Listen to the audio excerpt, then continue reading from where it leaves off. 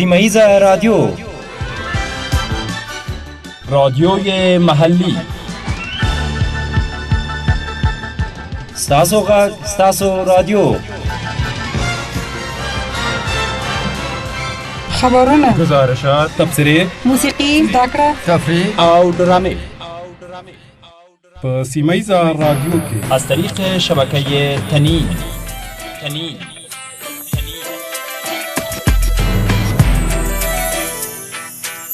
د راز خبرونو راټولونکي از محصولات مختلف و رادیوهای مختلف.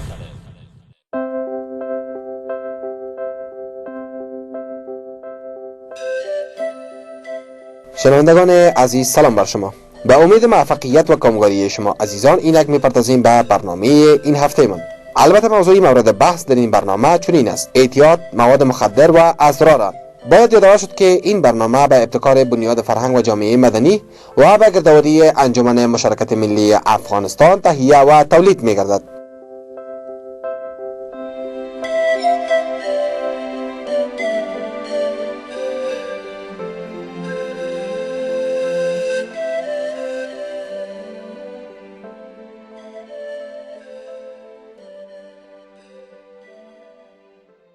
به نام خدا با تقدیم سلام و عرض ارادت به شما شنونده های گرانقدر. در رابطه با اعتیاد مواد مخدر و اسرار او ما نشست داریم که دوستای را زحمت دادیم تا در رابطه با این موضوع به سوالات ما پاسخ بگویند. از شما خواهشمندیم تا با ما باشین تا از نقطه نظر از اینها مستفید شوین. دوستا را به شما معرفی میکنیم. دکتر عزیزالدین احمد روانشناس کلینیکی شفاخانه صحت روانی هستند و آقای کرام‌الدین سروری مسئول روابط عامه وزارت مواد مخدر هستند و آقای مارک تویس از بخش تحقیق و ارزیابی بنیاد آقاخان هستند که اینا در قسمت مواد مخدر است به خصوص ولایت بدخشان تحقیقات دارند. از سوال اول خود از دکتر صاحب عزیزالدین احمد مطرح می‌کنیم که عوامل روانی و مشکلاتی که مواد مخدر بر مردم به خصوص در جامعه ما ایجاد کرده تا اینا روی موضوعات ازی گپ بزنن و بعداً ما زحمت میتیم دوستای ما را از وزارت مواد مخدر و آقای مارک. دکتر صاحب شما اگر روی اسرار ازی گپ بزنید. بسم الله الرحمن الرحیم. منګه او تاسو ټول په د باندې پوهیږو چې نن سبا په ټوله نړۍ کې اکثره نامطلوب خصلتونه او د بشر د پایمالېدو اکثره عوامل د انسان هرس دی. روانشناسان وایي کوم وخت کې چې د هرس او قناعت ترمنځ تعادل برهم وخوري نو دغه وخت دی چې رواني پرابلمونه یا رواني تکلیفونه او رواني امراض پیدا کیږي. من په د باندې پوهیږو چې کوم وخت کې یو نامطلوب خصلت چې طولانی شي د عادت د تکرار سبب ګرځي او همدارنګه عادت یو اقتصادي کیفیت دی چې د کارونو سرته رسول اسانه کوي. موږ باید دا په ډاګه سره ووایو چې ولې خصوصا ځوانان تاسو په د باندې پوهیږي چې ابتدا کې ځوانان په مواد مخدر باندې دوی معتاد کیږي ځکه چې د سایکولوژي نو نقطه نظره د ځوانۍ دوره ډیره یو خطرناکه مرحله ده او دغه وخت دی چې د طفولیت د دورې نه یو گذار دی د ځوانۍ دورې ته او دلته ډیر نوي خصوصیتونه د انسان سره پیدا کیږي چې هغه مهم خصلت دا دی چې همیشه د پاره ځوانان د ځوانۍ په دوره کې هلک د جلۍ په حصه کې او جلۍ د هلک په حصه کې دوی فکر کوي. نو دلته بعضی پرابلمونه دلته ځوانانو ته پیدا کیږي یا ځینې نوي احتیاجات پیدا کیږي. کوم وخت کې چې دغه احتیاجات د تر سره کړی نشي نو دلته د خپل د پرابلمونو د هېرېدو او د فراموشۍ لپاره په ابتدا کې دوی په سګریټو باندې لاس پورې کوي او د سګریټو د سکولو په واسطه د خپل د پرابلم دی فراموش کوي چې سګریټ هم ډیر زیات اعتیاد لري. تر یو وخت پورې دغه خپل پرابلم د سګریټو د سکولو په واسطه د فراموشي وروسته دغه نه چې دا ونه شو نو دلته دی مجبوریږي چې په چرسو باندې لاس پورې کوي او چرس هم ډیر یو خطرناک عادت دی چې د انسان د پردا پیدا کیږي. حتی په اطراف کې داسې یو متل دی وای هغه څوک چې په خپل په ټول عمر کې یو ځل د پاره چرس وسکي او 40 کال وروسته دی لیونی شي نو د اساسي عامل هغه یو دفعه د چرس وسکل دی. نو کوم وخت چې د خپل پرابلم تر یو وخت پورې د چرس وسکلو په واسطه د فراموشي لیکن په هغه باندې چې ونشي نو دی په پودرو یا په هیروینو او یا په تاریاکو په خړولو باندې دی معتاد کیږي او د خپل اعتیاد یو وابستګي ده. نو دلته دی چې تر یو وخت پورې دی ډیر وخت لپاره په پودرو او دغه باندې دا مبتلا کیږي چې دا د پودرو سکل دا ډیر یو خطرناک کار دی او د انسان ژوند سره لوبې کول دي.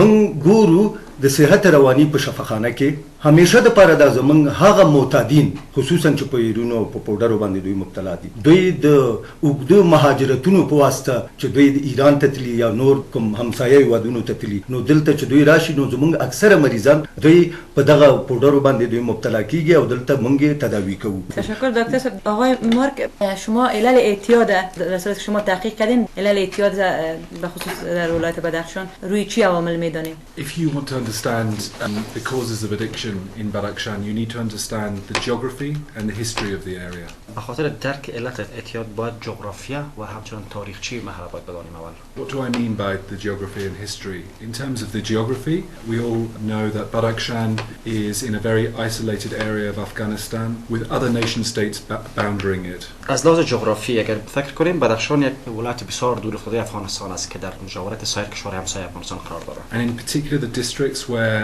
the Aga Khan Foundation has conducted research into opium addiction, the districts of Ishkashim, Zebak and Wakhan. These areas are very bordered by Pakistan and by China and by Tajikistan. ساحه که دو دفتر آقا خان تحقیق خود عملی کرد یعنی مناطق ولسوالی اشکاشم، زبک و واخان منطقه است که در هم سرحد با پاکستان، چین و تاجیکستان قرار دارد. In the case of Wakhan, it's a very, very thin, narrow strip of land which is essentially blocked from the rest of the country. در مورد واخان یک منطقه است کاملا باریک است. To the extent that often when you talk to people in Wakhan, particularly at the end of the Wakhan corridor, you find that people refer to Afghanistan as a foreign country. و منطقه واخان که منطقه دور افتاده و جدا از سایر نقاط افغانستان میباشه. اگر مثلا در منطقه دور افتاده واخان اگر مراجعه کنیم مردم از او و به افغانستان من یک کشور جداگانه فکر میکنن تا فکر نمیکنن که جزء افغانستان هستند. So why is this relevant to opium addiction? چرا این چه ارتباطی داره ای با خود اعتیاد به مواد مخدر؟ It's relevant because people are very remote. They're very distant from services. They don't have hospitals. They don't have schools. They don't have access to markets. They don't have good access to any of the normal facilities that people would have in a city or in many of the areas closer to city in Afghanistan. یعنی یک علت عمده است که مردم دسترسی مثلا به خدمات اجتماعی از قبیل مکتب، شفاخانه، بازار ندارن. اصلا هیچ گونه خدمت به صورت نمیگیره. از خاطر وا اصلا افغانستان میشه کشور دیگه فکر میکنن.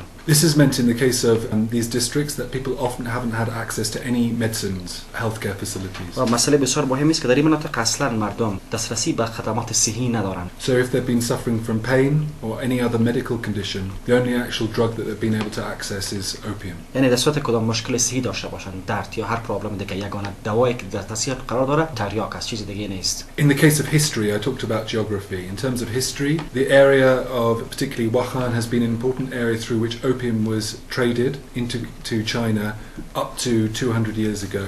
And during that period, most of the people in Wakhan weren't actually opium addicts, but they came into contact with traders. When the nation states were constructed in this area, there was no way for the opium to leave Afghanistan, and therefore the people in those areas began to take opium. The traders started to sell opium to these people. So it goes back many hundreds of years. This is not a recent phenomenon. البته مسئله اعتیاد در بدخشان یک مسئله تازه نیست. اگر از لحاظ تاریخی رو بنگریم منطقه واخان و بدخشان راهی بود از اینجا خود تریاک به چین قاچاق میشد. ولی بعد از بسته شدن سرحدات مردم البته دو زمان تا 200 سال پیش با تماس بودن با تجار تریاک ولی مستقیم معتاد نبودن. ولی بعد از اینکه راهها بسته شد خود تجار چون نتونستن با چین انتخاب بدن بین مردم میره شروع به پخش عزیز بین مردم کردن و خود از این باعث اعتیاد مردم شد. یعنی ریشه تا صدها سال پیش برمیگرده. Because Wakhan and Ishkashim and Zebak are very remote, the only actual commodities that traders are willing to take there are commodities that are low volume and high value. So in other words, things like tea, opium, synthetic clothes and other items of high value to weight ratio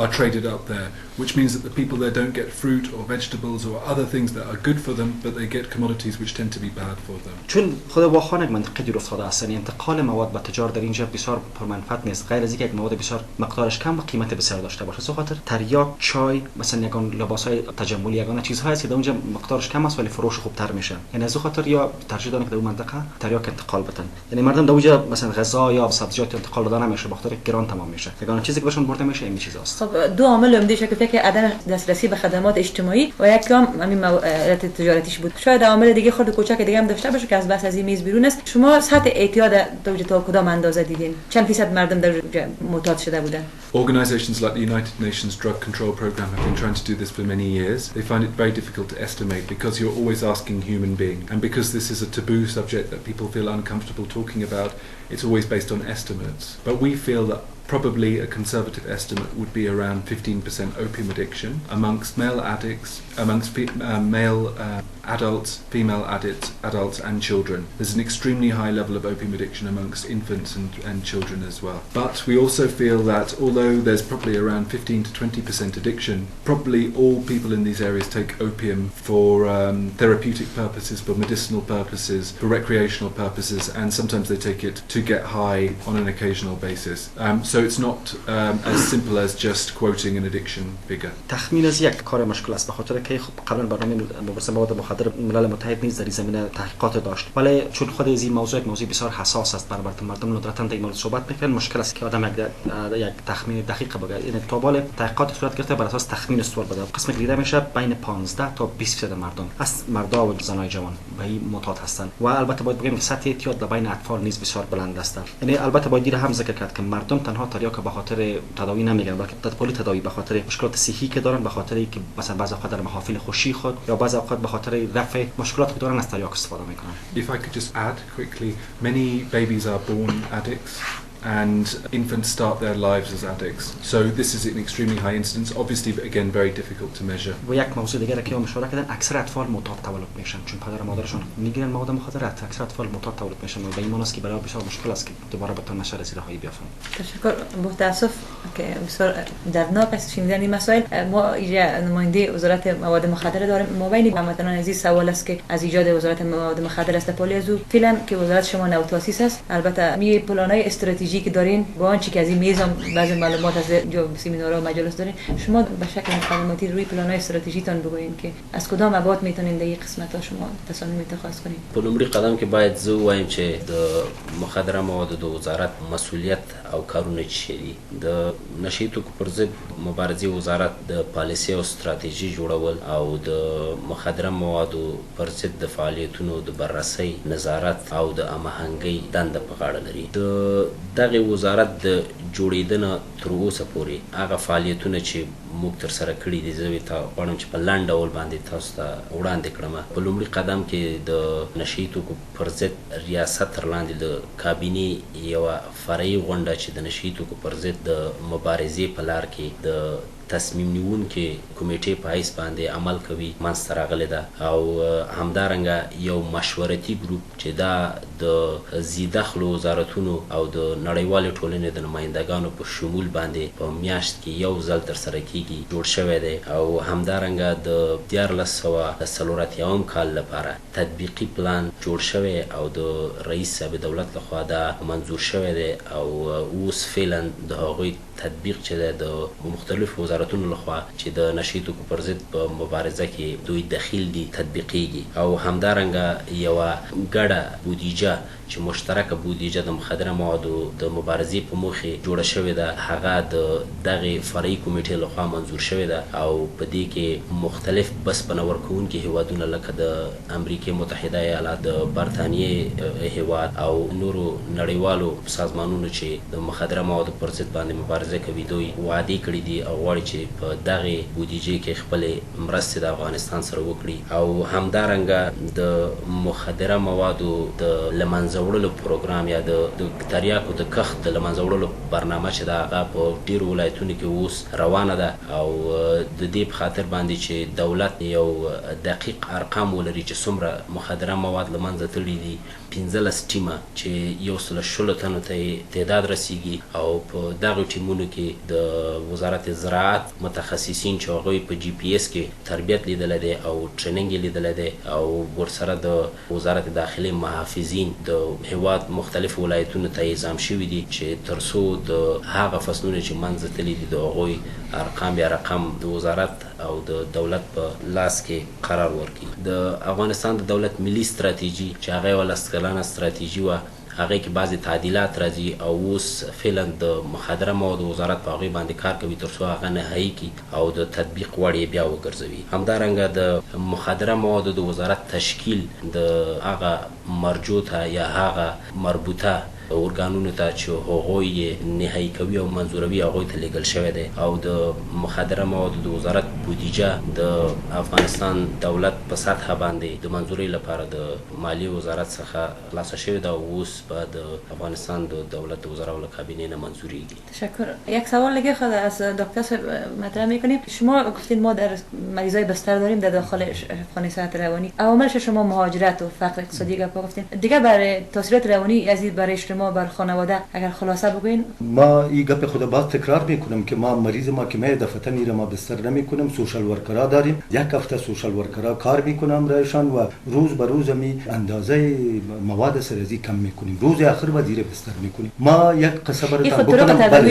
ما سرگپ می‌کنیم. حالت روانی از بالای اجتماع از نگاه در خانه‌ای که معتاد است، اوجا سر خانمش سر اولادش که پیشتر برادر ما گفتن که حتی در بدخشان اولادش معتاد برمی. دیگه فلحاظ سلفانی سخت تاثیر. ما پارسال یک مریض بستر کردیم که حتی خود خانمش از این دور شد و فاصله گرفت و خانه پدر خود را. شما ببینید که در فامیل چقدر بی‌بندوباری به وجود میاد. اما بود که مریض ما تداوی کردیم، بعد از سوشال ورکرای ما روانشناسای ما رفتن همراه خانمش گپ زدن و پس اینها را دلاسا کردن و خانمش پس در خانهش رفت و فعلا مریض ما بیخی دور. دکتر صاحب ببخشید، معتادین میتونن افراد خطرناک بر اجتماع شوند در مسائل جنایت‌های بسیار کلان دست بزنن؟ خود معتادین یک دنیایی دارن. یک چیز است که یا به انزوا رو میبرن. به انزوا پناه میبرن و اینها آنقدر ضعیف میشن، آنقدر بیخی یعنی عاطل و باطل میشن. جنایت‌های بزرگ قدر نمی خصوصا کسی که با پودر معتاد میشه، چرا او هر لحظه سے یعنی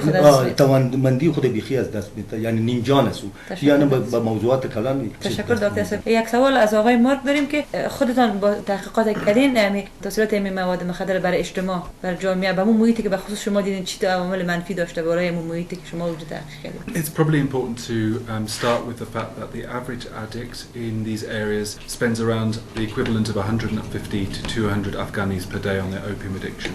And the majority of those people that are buying opium are not paying for it directly with money. They're taking it on debt.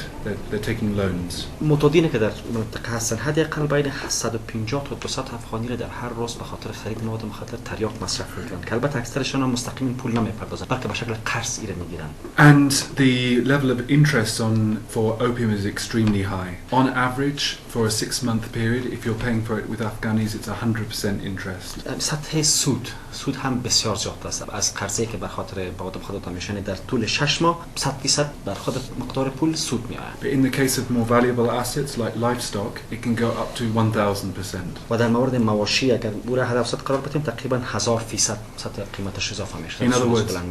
In other words, people are paying 10 times more than the market price for opium if they take it on debt, and it's already on credit, and it's already much more expensive in places like Wakhan than it would be in down country areas like Faizabad or Bahara. یعنی مردم تقریبا 10 برابر قیمت خرید بازار با قرض که مواد مخدر به دست نمیپردازند و تا تریاک در مناطق واخان با مراتب از سایر منطقه بدخشان مثلا فیض‌آباد کرده بلندتر است. So in terms of impacts it's quite clear that given that these areas are amongst the poorest in Afghanistan, which is already one of the poorest countries in the world, it has very very destructive impacts on people's livelihoods and economic situation. یعنی منطقه واخان خودش از قریب ترین مناطق افغانستان است که افغانستان قریب ترین شهر دنیا است. پس باید بگم که تاثیرات بسیار مخرب و ویران کننده در خود اقتصاد مردم سطح منطقه داره. So just very briefly some of the impacts of this that people are selling their livestock, they're selling their land, they're selling their houses, they're selling their household objects simply to buy opium. یعنی به طور بسیار خلاص که بگم مردم مواشی خود از زمین خود خانه خود و تا مواد در خانه دارن. یعنی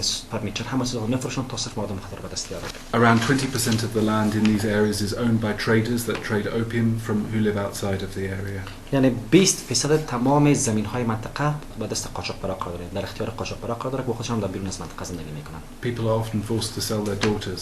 حتی مردم دخترای خود بفروشن تا مواد مخدر به دست بیارن. It's causing huge amounts of conflict within the family. It causes conflicts between wives and husbands. It causes conflicts between younger and older members of the community. یعنی یک مشکلات بسیار زیاد در خود خانواده بار آورده، در بین مرد و زن، در بین شوهر و خانم، در بین طبقه جوان، یعنی مشکلات بسیار زیادی را باعث شده. We've been told many statistics which are extremely tragic. For instance, we've heard that in the last 10 years up to 100 women have committed suicide because they've been opium addicts and they've come under such pressure from their family and it's caused so much conflict in the family that they've been reduced to committing suicide. نظر به احصایه‌هایی که بهشون گفته شد تقریبا 100 نفر زن از مشکلاتی که از ناشی از اعتیاد به مواد مخدر بوده خودکشی کردن در خود منطقه. There's a whole host of other issues you have when you have such a high level of addiction amongst children and amongst infants when they're born. Often you have a very high level of child mortality. یعنی موارد بسیار دیگه است که مثلا ناشی از اعتیاد در بین اطفال است. سطح که میتونه از جمله سطح بسیار بلند مرگ میل اطفال باشه. We heard about one woman who'd had 15 children and all 15 children had died. یعنی یک مثال گفتن که یک زنی بود که 15 طفل به دنیا آورد که تمامشون مردن. تشکر. اگر خود به عنوان یک محقق میتونی واجی که از این محیط برداشت کنی یک راه حل پیشنهادی داشته باشی کدام راه میشه که موثر شود؟ I mean it's important to keep in mind that people have been taking opium for several hundred years and it's an area with extremely high levels of addiction. اول باید نظر داشته باشیم که مردم از صدها سال به این طرف هست که مواد مخدر را میگیرن و یک سطح بسیار بلند اعتیاد هم در سطح منطقه وجود داره. So whatever solution we come to will not in the initial phases be looking to take people that may have been taking opium all their lives and to try and get them to stop taking opium altogether. Our intention is to take people from a situation of high levels of opium consumption to lower levels of opium consumption. یعنی غیر واقع بینانه است مردمی که بر تمام عمر خود مواد مخدر مصرف میکنن دفتن سرشون مواد مخدر قطع کنیم. یگانه راهی که میتونه راه حل تلقی شوی که از سطح بلند مصرف که دارن سطح مصرفشون کاهش بیافته یعنی و کمتر مصرف کنن. If we can allow people to spend less money on opium, it will improve their lives in the future. یعنی اگر به مردم کمک شود مساعدت شود که یا مقدار کمتر پول در مواد مخدر مصرف کنه خودش در بهبود زندگی بسیار نقش خواهد داشت. So how do we hope to achieve that? یعنی چطور میتونیم به دست این هدف به دست آورد؟ We can't achieve it through very advanced methods that might exist in America or England by going through very medically oriented detoxification systems. We won't be able to establish detox methodologies or treatments in hospitals because it's very difficult. These areas are often very remote, very distant. So we're going to have to develop skills within the community for people to be able to help themselves. Maybe we'll have one person community who's a person who used to be an addict but has recovered, who would support addicts in the community and users in the community slowly go through a very gradual process of reducing opium consumption.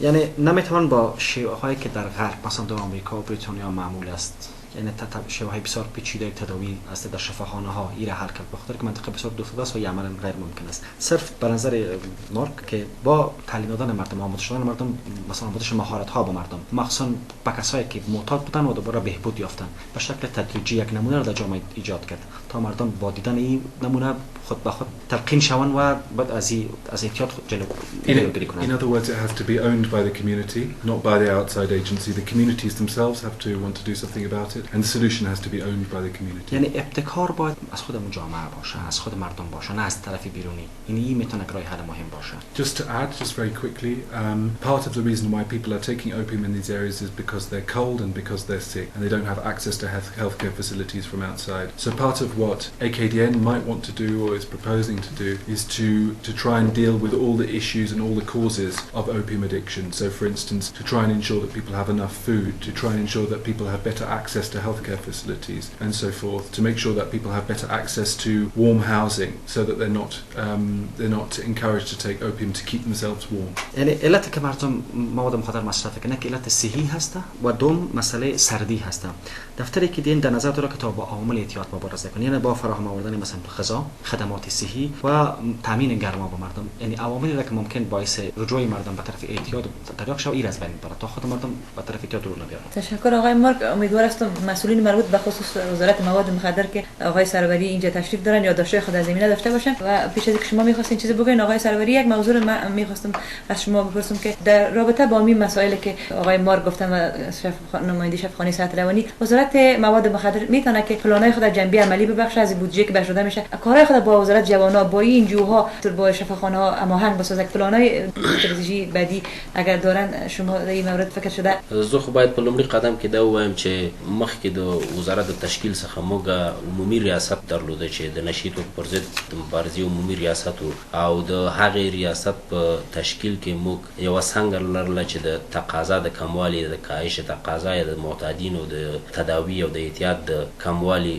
په موخه باندې هغه جوړه شوې وه چې د ریاست په دوران کې هغې څانګې وکولی شو چې د افغانستان په څلور ولایتو کې په ګردیز کې، په کابل کې او په بدخشان او قندهار کې د تداوی مرکزونه چې هلته معتادین تداوی شي جوړ کړل. البته دا باید څرګنده شي چې دغه مرکزونه جوړول چې دا د نشهیي توکو پر ضد د ریاست څانګې د هماهنګۍ د رول د لوبولو په نتیجه کې منځته راغلي دي، او چې اوس وزارت د تشکیل په خپله، نو وزارت دغه پلان لري چې خپل دغه کومه پلانونه چې لري او کوم یو کلن پلان چې لري، یو بخش یا یو بعد د دې چې د هغه کاهش تقاضا ده یا د معتادینو او د تداوی او د اعتیاد کموالی دی چې په دوی باندې دوی ته دی پوره پاملرنه کوي، ځکه چې اعتیاد ورځ په ورځ ډیریږي او په پلان کې دا راغلي دي چې باید د افغانستان په ټولو ولایتو کې د تداوی مرکزونه جوړ شي تر څو د اعتیاد د سریع زیاتېدو څخه موږ مخنیوی وکړی شو. او همداراز د دې مقصد په خاطر باندې په دوامداره توګه باندې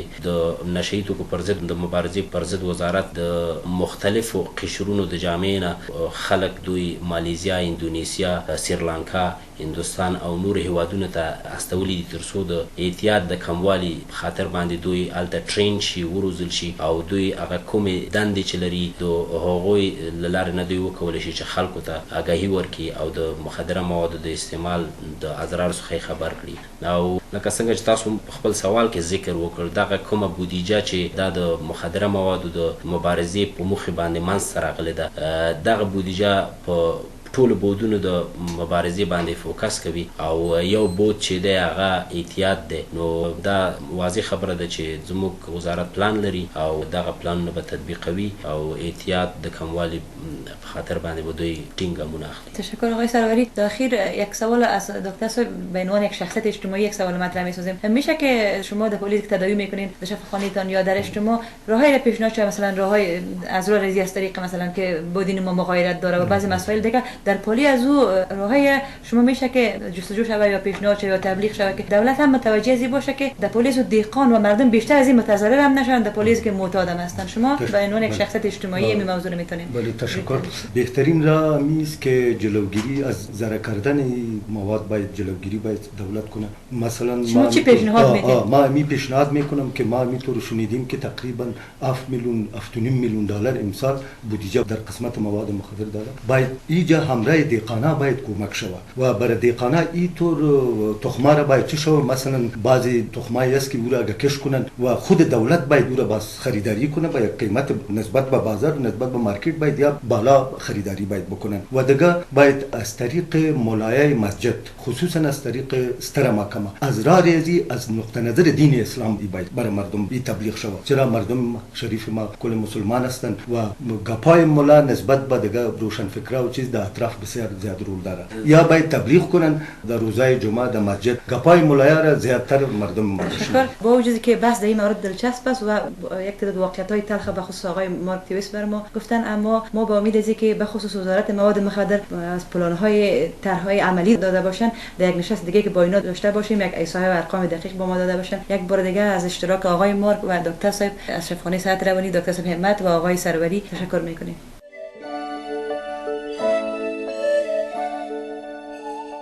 شنوندگان عزیز، تا تهیه و پخش برنامه بعدی که انشالله باز هم در خدمتتان قرار خواهیم داشت، همه تان را به خداوند بزرگ می سپاریم. کامیاب و موفق باشید.